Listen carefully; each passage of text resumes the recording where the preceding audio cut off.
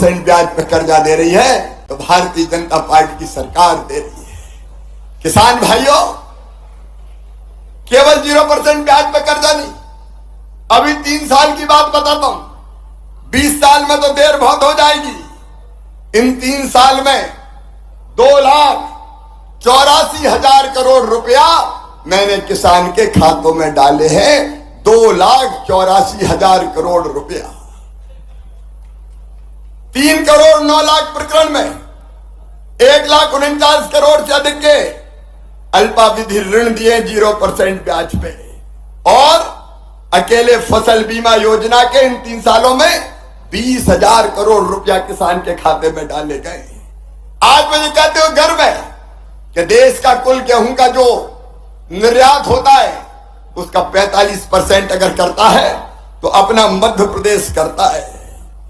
बहनों और भाइयों, चना, उड़द, मसूर, दलहन, तिल, अलसी, हम नंबर 1 पर पहुंच गए।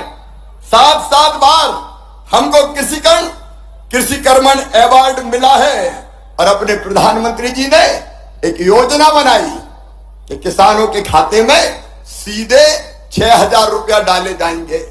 2-2 हजार की 3 किस्तों में सीधे 6,000 रुपया। मैं 4थी बार मुख्यमंत्री बना तो दिल ने कहा, शिवराज पीएम साहब 6,000 दे रहे हैं, तू 4थी बार बन गया, 4,000 तू भी दे दे। तो मैंने 4,000 रुपया देना शुरू किए। लेकिन अब 4,000 नहीं, अब पहले पीएम साहब के 2,000 आएंगे, फिर सीएम के 2,000 आएंगे, फिर पीएम के 2,000, फिर सीएम के 2,000, फिर पीएम के 2,000, फिर सीएम के 2,000। अब 6,000 पीएम के आएंगे तो 6,000 सीएम के आएंगे। 1,000 रुपया महीना सीधे किसान के खाते में पहुंचेगा। बोलो, कभी कांग्रेस ने दिया था क्या? और लाडली बहना वाला मिला लो, 1,000 भैया का, 1,250 बहना का, तो 2,250 का हिसाब तो सीधे सीधे यही बन जाता है। और अगर 3 भैया और घर में 3 बहनें हुई तो कल्पना तो करो कितना पैसा आ रहा है। मेरे किसान भाइयों, यह भारतीय जनता पार्टी की सरकार है जिसने फैसला किया अपने किसानों को, या बिजली हो, पानी हो, सड़कें हो, बाकी सुविधाएं हो, भरपूर देने का प्रयास करेंगे, कोई कसर नहीं छोड़ेंगे।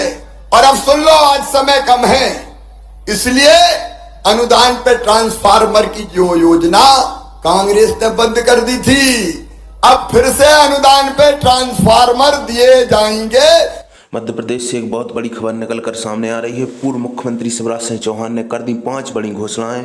यह देख डॉक्टर मोहन यादव भी दंग रह गए और उन्होंने सीएम शिवराज सिंह चौहान का साथ देने के लिए मजबूर हो गए। बहनों के लिए 8वीं किस्त 1,500 रुपये और किसानों के लिए 4,000 रुपये देने का वादा कर दिया। शिवराज सिंह चौहान ने 4,000 रुपये दिए जाएंगे किसानों के लिए।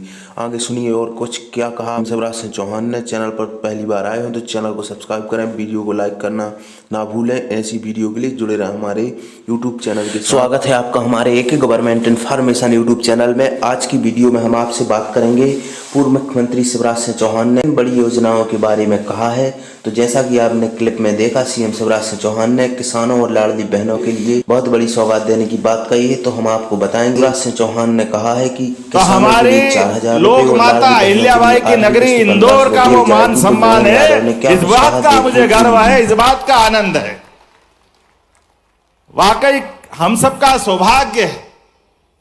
एक ऐसी कोई साम्राज्य हो सकती है, ऐसी कोई शासिका हो सकती है जिन्हें आज हमारे लिए वो अगर स्मरण करें कि अपना पूरा राज्य महादेव को समर्पित कर दिया और एक सेविका बनकर के आदर्श जीवन व्यक्तित्व किया। और केवल यहां नहीं, कहने के लिए वह तो होलकर वंश की साम्राज्य थी, होलकर वंश की एक तरह से यहां की राजा थी, लेकिन सांस्कृतिक दृष्टि से जो उनका काम करने का अंदाज था वो भी उस मुगल सत्ता में, जिसमें कई सारी चुनौतियां थी, लेकिन उस चुनौतियों में भी जिनने भारतीय सनातन संस्कृति को बढ़ाने का काम किया, सारे के सारे देवस्थान का पुनरुद्धार कराना, चाहे केदारनाथ, गंगोत्री, जमुनोत्री, रामेश्वरम, द्वारका, बनारस, कौन सा स्थान छोड़ा। बाबा महाकाल की सवारी में भी मुखौटों का एक बहुत अच्छा हार दे करके अहिल्याबाई ने उज्जैन का भी विशेष मान बढ़ाया। ऐसी आदरणीय हमारे लिए स्वर्गीय अहिल्याबाई की नगरी में मैं आप सबका वंदन करता हूं, अभिनंदन करता हूं। हम सबको मालूम है परमात्मा की दया से यशस्वी प्रधानमंत्री का यह शासन काल है, और जिस कारण से यहां मैं उपस्थित हुआ हूं, मैं आपके उस कष्ट का भी अपने परिवार के अंदर से एहसास करता हूं।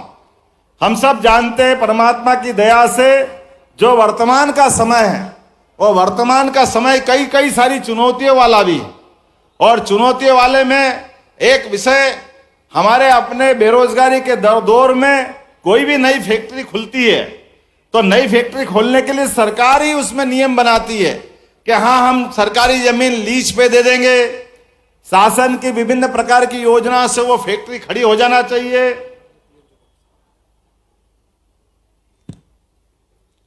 ऐसे कई कारण से वो महत्व देते हैं, लेकिन हम सब जानते हैं कि जैसे हमारी वर्तमान की व्यवस्था खड़ी होती और कोई कारण से फैक्ट्री बंद हो जाती तो सब हाथ खड़े कर देते।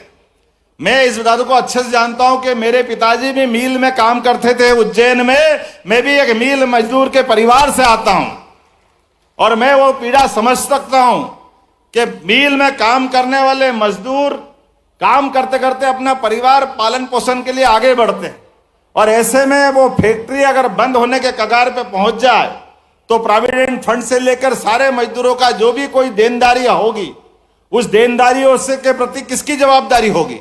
अब फैक्ट्री खुली 1923 में, 60 साल तक ये हुकुमचंद बिल चलता रहा, 4800 से ज्यादा मजदूर उसमें काम करते रहे, लेकिन काम करते करते जब फैक्ट्री बंद हो गई तो मूल जिनने फैक्ट्री डाली वो तो कहीं और चले गए। और जैसा कि माननीय कैलाश जी भाई साहब कह रहे हैं, अब जमीन का मसला आया, नगर निगम हो, कलेक्टर हो, राज्य शासन हो, सब कहने को तैयार है कि भैया ये जमीन तो हमारी है, अब मजदूर की देनदारी हमारी जवाबदारी नहीं, और हाई कोर्ट में मामला उलझा देते। ऐसा कैसा उज्जैन में विनोद विमल मिल का मामला उलझा हुआ था, जिसके माध्यम से मैं अपने उस पूरे माहौल को नजदीक से देखा था। तो हमने कहा कि नहीं, ये गलत बात, ये जमीन के माथे, ये सरकार तो वही है ना, पहले हो सकता सिंधिया सरकार हो, होलका सरकार हो, लेकिन बाद में सरकार बदल गई तो सरकार की जवाबदारी थोड़ी बदल गई।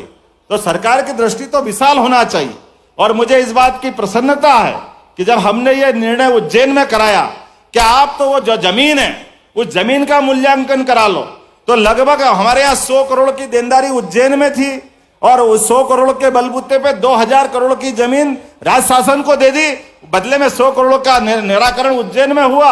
और हम सबको मालूम है कि उज्जैन में, पूरे प्रदेश में ऐसे कई जगह मामले उलझे थे, लेकिन सबसे पहले उज्जैन में निराकरण हुआ। मुझे इस बात की प्रसन्नता है।